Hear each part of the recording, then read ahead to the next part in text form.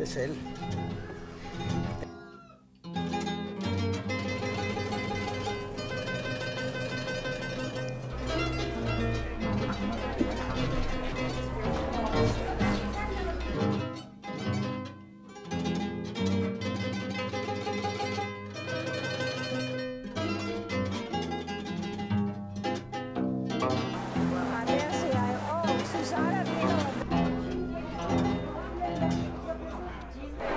Juliana Clark.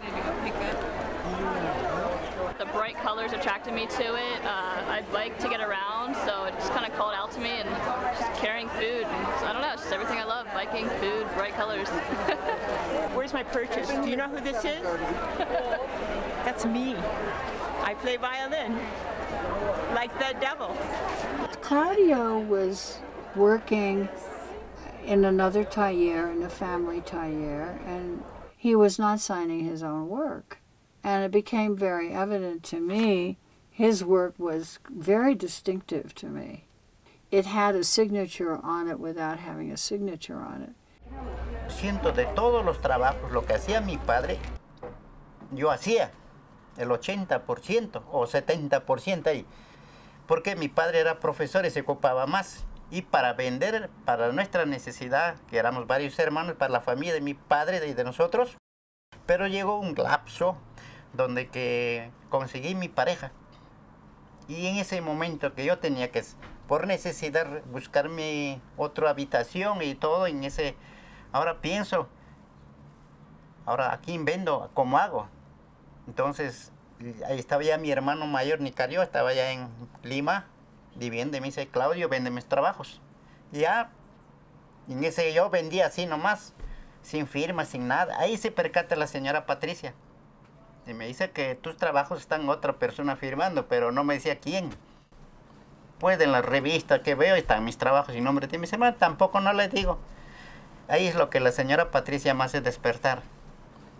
Pon tu firma. Entonces, ahí empecé yo también propiamente recién a valorar mis obras, si no, no. So I simply approached him and said, you know, I'm a bit confused by the things that I have bought from this taller, and I'm not sure who made what, but I think you should come to the United States and we should do a series of shows. Well, that was in 1996, and that's precisely what we did. And that was the exposure that he needed, I think, to the marketplace. And so we did a show here in Santa Fe, we did a show in Albuquerque, and we did Bazaar del Mundo in San Diego. And that was just, as far as I'm concerned, that was just a big turning point. La señora Patricia es como un ángel que me abrió las puertas para las conexiones de diferentes estados aquí en Estados Unidos. Sin la ayuda, sin la conexión, no se puede en su país, pero puedes hacerlo muy lento, les podían pasar años. He was stunningly talented, and it just showed all over the place, just the way he would make a small figure. That was it.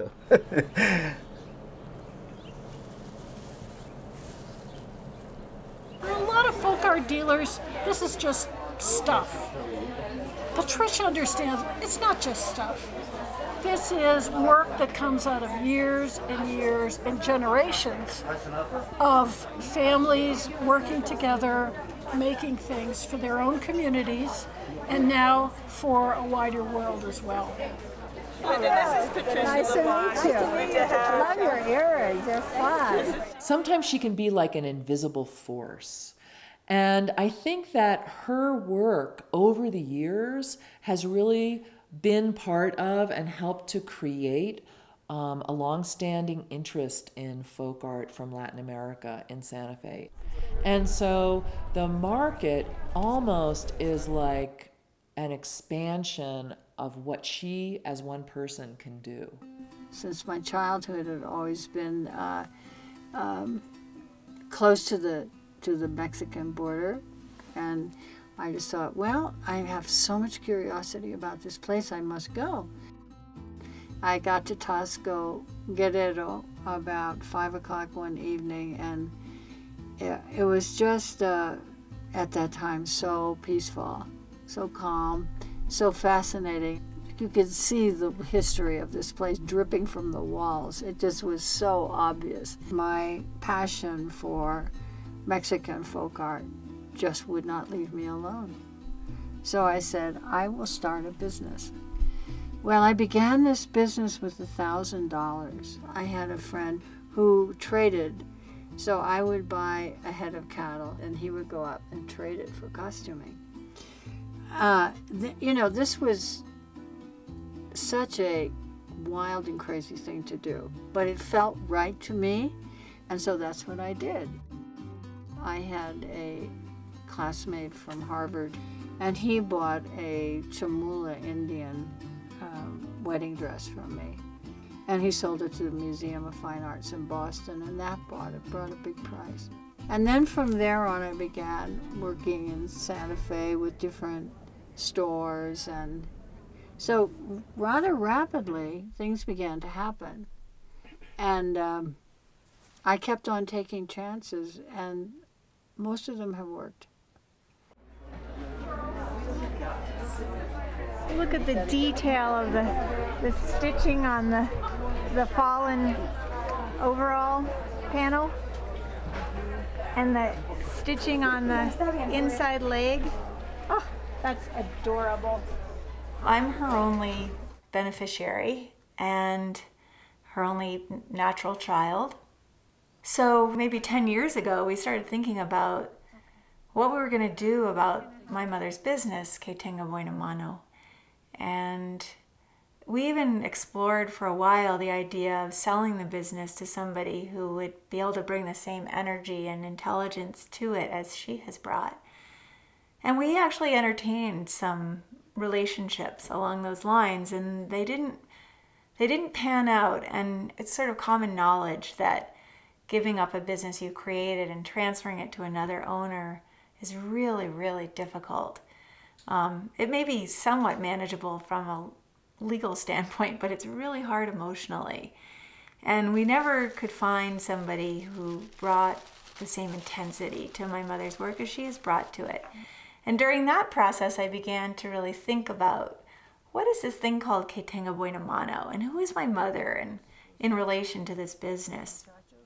And I started to have an awareness that Que Tenga Buena Mano and Patricia Lafarge were greater than the sum of its parts. That it wasn't just a collection, an extensive collection of textiles, jewelry, ceramics, tin work, wood carvings, you name it. It wasn't just those things, and it wasn't just my mother's many years of experience acquiring those things, but somehow it was more than that. Not least, it was more than that because of the many, many relationships my mother has developed with artisans over the years and their families. Well, I think you and I decided that a future should grow out of a present. It's that simple. That there was something to pass on. I think just to sell off all the merchandise and then call it a day would be kind of sad, because these things have a life, and they deserve to go on living. Esta es con vestimenta típica del Perú y se recuerda allá, ¿no? Folk art in this day and age is not something that is really recognized by the public, especially because everything is mass produced and everything is on a screen now. So the foundation is working to keep the message of folk art alive in today's technological world. And that's really important, especially for younger people and people, that don't have an appreciation for different cultures. Folk art really doesn't have any boundaries or nationalities, and it transcends the borders. And I think that reminds people that in their own daily lives that can be an important part of being human, and it speaks to their humanity.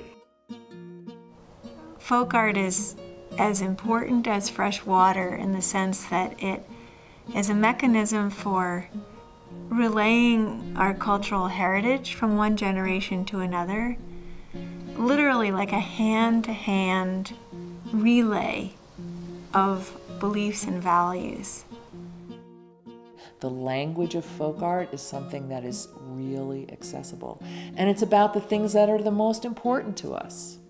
That's the basic aspect of folk art. Strength and the power of communicating basic human values. What are our traditions? What are the things that we care about the most?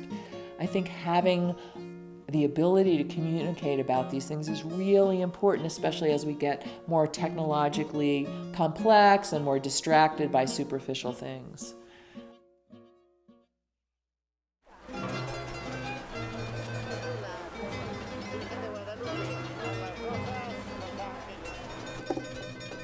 Este es el mundo de panadería, de pastelería.